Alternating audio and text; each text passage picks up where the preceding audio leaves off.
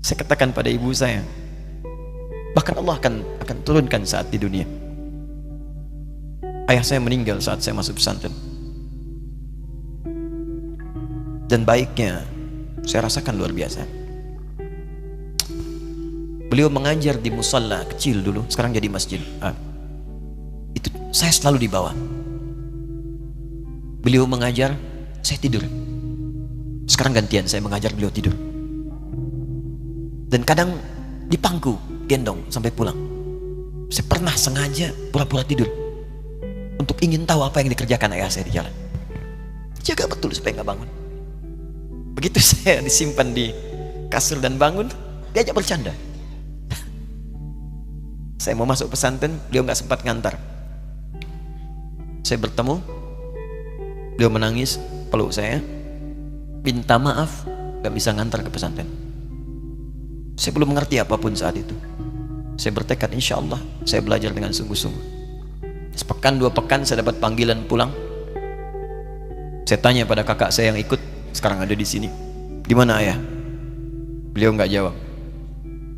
Sampai di Bandung, paman saya, beliau sekarang Sekum MUI Jawa Barat, langsung menyampaikan, nampaknya nggak akan terkejar sampai sana, mungkin sudah dimakamkan.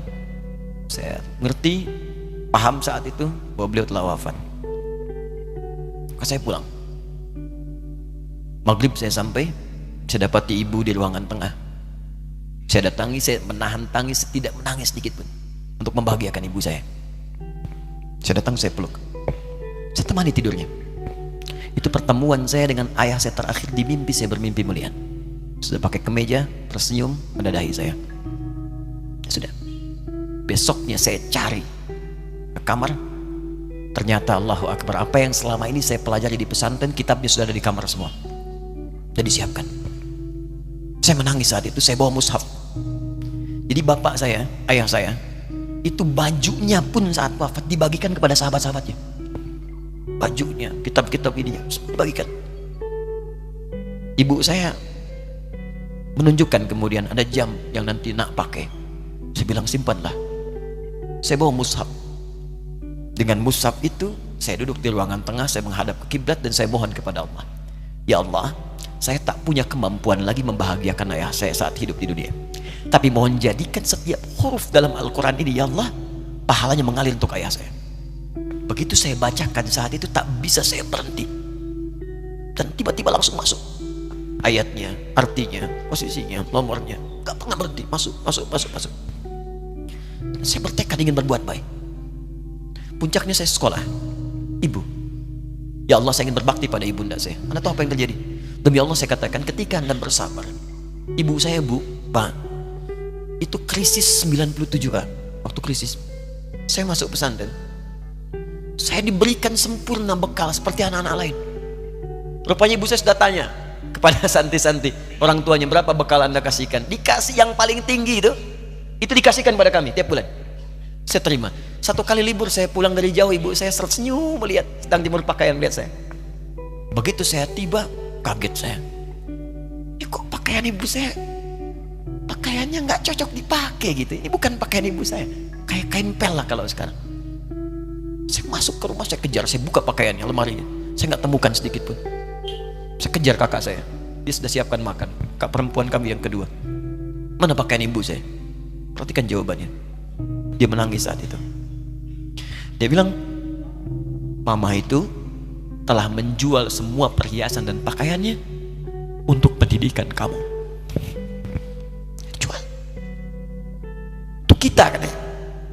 Jual. Dan bertahan dengan 150.000 per bulan saat krisis. Jadi rupanya ibu saya itu makan nasi sehari cuma sekali.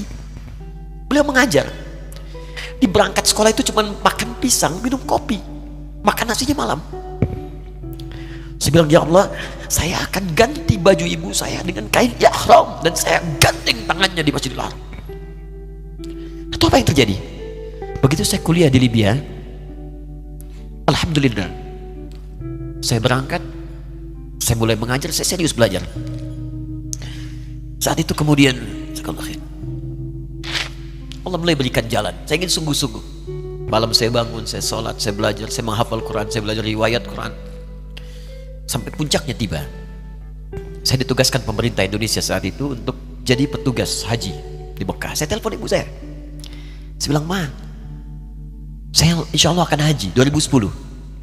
Saya telepon Februari saat itu. Saya dengar suara, terbayang wajahnya indah, senyuman, bahagia. Alhamdulillah, nak. Kapan berangkat? Tahun ini insya Allah. Saya bilang, dan saya tidak akan pernah berangkat kecuali mama pun akan berangkat. Terdengar nada pesimis tapi senyum. Dari mana katanya? Allah akan kasih, saya bilang. Saya sedang bekerja berusaha karena Allah. Mustahil Allah akan sia-siakan gitu. Berapa butuhnya? Porsinya 25 juta. Kapan harus ada? Bulan Juni. Ya, jadi dari Februari ke Juni itu. Ya, Juli bukan Juni, Juli. Ya, jadi saya masih ingat tuh bulan 7, 5 bulan tuh.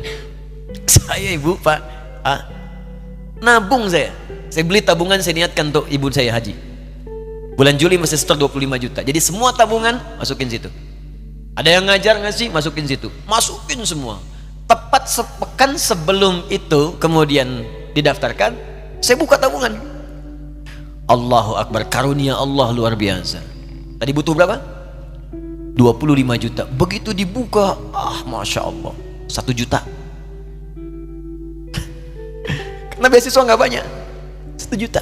Tapi 3 hari sebelum daftar, entah dari mana ibu-ibu pengajian di KBRI datang. Ustaz, ibu katanya mau haji juga ya? Ustaz mau haji ya? Ibu ikut ya? Sudah nggak usah dipikirin, nanti kami yang pikirkan semuanya. Tiba-tiba dikirim, bayar porsinya di sana, dapat koper paling besar. Bayangkan, tadinya kopernya belum datang, telepon lagi, nak koper belum datang katanya. Saya bilang, Ma, tenang aja, apa hajinya nggak jelas ini? Tidak jelas, saya bilang, insya Allah. Ya. Nah, cuman beritanya berbeda. Begitu saya telepon lagi, Ma, gimana bisa? Nah, telah keluar pengumumannya. Kapan, Ma? 2013. Loh, kan saya hajinya 2010, nggak bisa, harus 2010. Lihat kalimat ibunda saya. Nah, jangan pernah mengambil hak orang lain. Allah kasih 2013, alhamdulillah. Saya bilang, Ma, kita tidak harus mengambil hak orang lain, tapi kita meminta kepada Allah yang memanggil kita. Boleh jadi Allah akan berikan tambahan kuota pada tahun ini. Doa lagi, minta, datang ke masjid. Tiba-tiba ada sidang Oki di Istanbul saat itu, keputusan 1.000. Setiap ada 1.000 muslim, 1 kuotanya. Saat itu Indonesia dapat tambahan 22.000, termasuk ibu saya ada di situ. Ya, acara malam Al-Qadar 27 Ramadan, malam masih ingat betul, saya jadi MC dengan rektor pada saat itu. Saya nggak pernah bawa handphone, tiba-tiba handphone itu saya bawa, berbunyi kemudian telepon itu. Saya minta pada rektor izin, saya angkat dulu, diperkenankan. Saya kemudian ke belakang masjid, saya angkat. Tiba-tiba saya dengar suara sudah menangis. Nah, katanya, kenapa, Ma? Alhamdulillah, Mama bisa haji. Ternyata kuota itu termasuk ibu saya. 5 bulan, Pak. Enak biasa.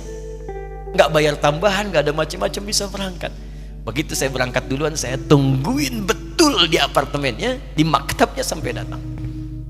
Begitu sudah datang, saya nggak sapa, saya lihat dari jauh. Bahagianya saya bisa mengganti pakaian tadi yang lusuh dengan kain ihram. Saya perhatikan, saya ikuti dari belakang. Di lift, saya ikuti. Di jalan, saya ikuti. Begitu sampai Masjidil Haram, saya gandeng tangannya. Ma, kita sama-sama. Labbaik Allahumma labbaik. Labbaik la syarika laka labbaik. Saya tawaf, saya gandeng ibu saya lindungi supaya dapat kenikmatan dalam tawafnya. Begitu saya rasakan bagaimana Sayyidah Hajar bekerja keras untuk Ismail. Saya balas di situ. Saya gandeng tangan yang kanan. Saya minta pada Allah, muliakan ibu saya, ya Allah, muliakan ibu saya, muliakan. Berikan saya kesempatan membahagiakannya. Cuman yang kanan digandeng, yang kiri kosong, karena sudah tidak ada. Jadi ketika Anda belajar pun untuk menjadi ulama, Allah akan muliakan Anda. Orang tua Anda akan dapat bagiannya. Yang hafal Quran itu Musa, yang bisa haji bapak ibunya. Kemarin saya jadi Amirul Hajj dari kedutaan Saudi berangkat, membawai 350 orang rombongan. Siapa yang saya bawa? Ahli Quran, yang hafal Quran anak-anaknya. Ahmad Kamil, yang haji, pengajarnya, murabbinya, ibunya, temannya, banyak yang berangkat. Yang berangkat siapa? Calon ulama. Dijadi ulama itu, jangankan sudah jadi, kalau benar caranya, baru bergerak pun Allah pasti akan jaga. Kalau benar caranya. Di satu pertanyaan tadi, pilih mana orang soleh atau ulama? Jangan pisahkan. Karena jadi ulama itu adalah tingkat tertinggi bagian dari orang saleh. Jadi mesti ada yang jadilah di keluarga. Pilih satu mungkin ahli Quran, dua ahli hadis, yang lain dunia, tapi dunia diniatkan membantu ibadah. Jadi arsitek buat bangun masjid, bangun pesantren, pahala banyak. Insya Allah akan dibuka oleh Allah, insya Allah.